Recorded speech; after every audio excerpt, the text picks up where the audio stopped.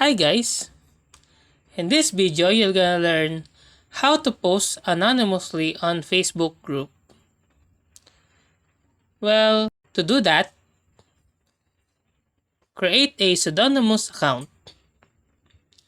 Set up a separate Facebook account using pseudonym or a name that doesn't reveal your real identity. Avoid using any personal information that could be linked back to you. Another thing is use a secondary email address. When creating the anonymous Facebook account, use an email address that is not connected to your real identity.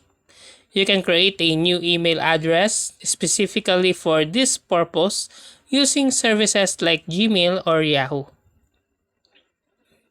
Next, adjust privacy settings. Navigate to the privacy settings of your Facebook account and ensure that your profile information is set to private. Limit the visibility of your post, friends list, and personal details to minimize the chances of someone identifying you. Avoid sharing personal details.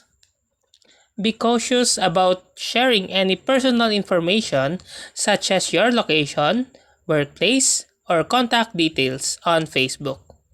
Minimize the amount of personal information that can be linked to your anonymous account.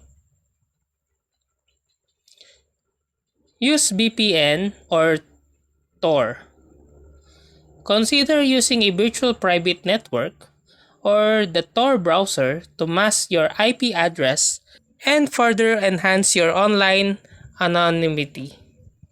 These tools can help protect your real location and make it harder to trace your online activities. So that's how to post anonymously on Facebook group. If you like this video, please click the subscribe button and click the bell icon to notify you to our next tutorial. Thanks for watching!